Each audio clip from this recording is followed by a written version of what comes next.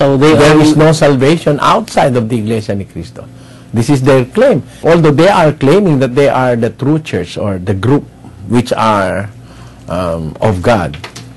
But if you are going to look into their doctrines are doctrines of Antichrist. Yes. These doctrines are not of Christ, especially the Catholic Church. Christ prohibits idolatry, but the Catholic Church is very well buried in idolatry. Yes. In kneeling down and praying to images and idols made with the hands of man, that is idolatry. How can you now claim that you are the true group or the true church that glorifies the name of the God of Israel? The Iglesia ni Manalo as well do things or teach things which are against the doctrines of Christianity. Yes. For example, teaching that Jesus Christ is a mere man. That is one of their main doctrines. Jesus Christ, our Lord, is a mere man. He is not God. Then they exalt Manalo by saying that he is an angel messenger of God. That's not biblical. And I remember one of their doctrines, Brother Eli, which is really contradictory to the Bible. What's that?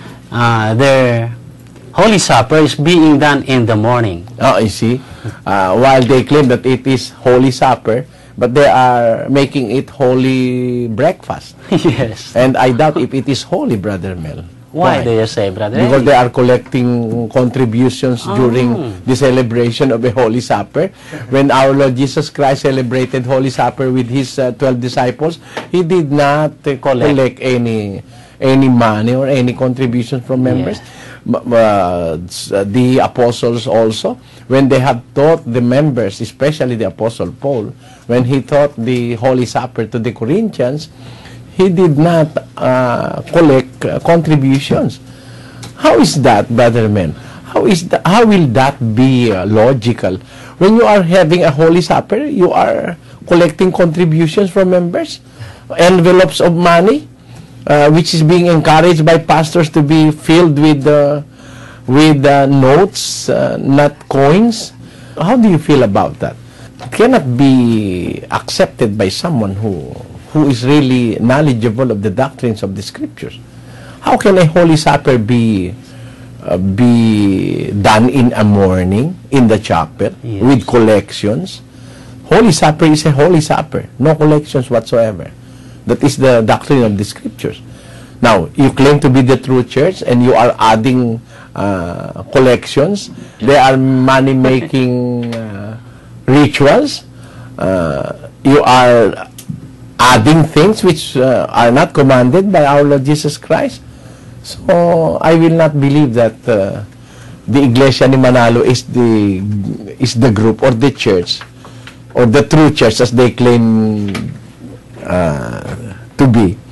I do not believe on that. A group, to be the truth or to be a part of the church which was built by our Lord Jesus Christ, must be obedient to the entire law and commandments of our Lord. Let us read Matthew 28:20, which says, teaching them to observe all things whatsoever I have commanded you. And lo, I am with you always, even unto the end of the world. See that? The apostles were commanded by our Lord Jesus Christ to teach all things that I have commanded you.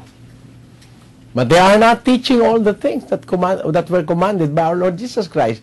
In fact, they just use the name of Christ as props, as a camouflage that they are of Christ. They use the name of Christ. They say that they are the church of Christ, but their doctrines are not of Christ. It's not very hard to comprehend. It is very easy to understand and to study and to discern that these churches, claiming to be the only true church, are not the true church in the Scriptures. Why? While they claim to be the true church, their doctrines are not the doctrines of the true church in the Scriptures. They have added and have deducted from the doctrines of the true church in the Scriptures. And that we are going to prove, God willing, in the next episodes of this program. that the doctrines do not conform with the doctrines of our Lord Jesus Christ. They are, in fact, sometimes against the doctrines of our Lord. The Lord Jesus Christ said in Matthew chapter 10, verse 8, freely thou hast received, freely give. The Catholic Church sells its doctrine. There is a fixed fee for baptism, for marriage ceremonies, confirmations, masses. You are being asked to pay a particular or certain fee.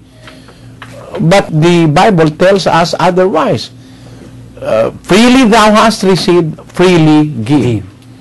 You see, there is a collection for saints in the scriptures. But they are collecting so much. They have invented so many collections. In the Bible, 16:1 of the book of 1 Corinthians, now concerning the collections for the saints, as I have given order to the churches of Galatia, even so do ye, upon the first day of the week. When is the collection? On the first day of the week. But these churches collects on a Wednesday, on a Thursday, on a Friday, on a Sunday. All week long. Yes. It is better if they have heard that famous song by an American singer, Never on a Sunday. Brother Joseph. But they collect on Sunday and all days of the week. The Bible tells us that collection for the saints must be upon the first day of the week. And mind you, Brother Mel, if you are going to continue reading that verse, upon the first day of the week, let every one of you lay by him in store as God hath prospered him, that there be no gatherings when I come. You see that? The Apostle Paul prohibits so many collections. But these are collecting so many collections. There are what they say lagak, deposit, Yes. in English. Deposits that you can never withdraw. This Iglesia ni Cristo is practicing a deposit without withdrawal. They call it lagak. You have to deposit your money, and at the end of the year, you will be given a check which you will donate to the church. So that is a deposit that cannot be withdrawn anymore. That is a unique type of deposit. Yes. That is a business which has no capital. Only profit. There are offerings. There are special offerings. You see, there are offerings for chapel construction, for lot construction, for lot acquisition. There are offerings that which they call SSS, Brother Joseph. What is that SSS, brother? Sulong sa sulong. SSS. And what is that? You have to improve in your offering. If you offered 1,000 this year, then you have to offer more in the coming years. And more and more and more and more and more.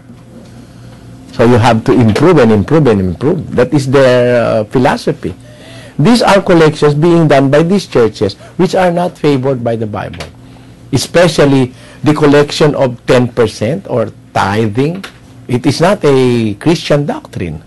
So this group or these churches that claim to be the true church is not really the true church.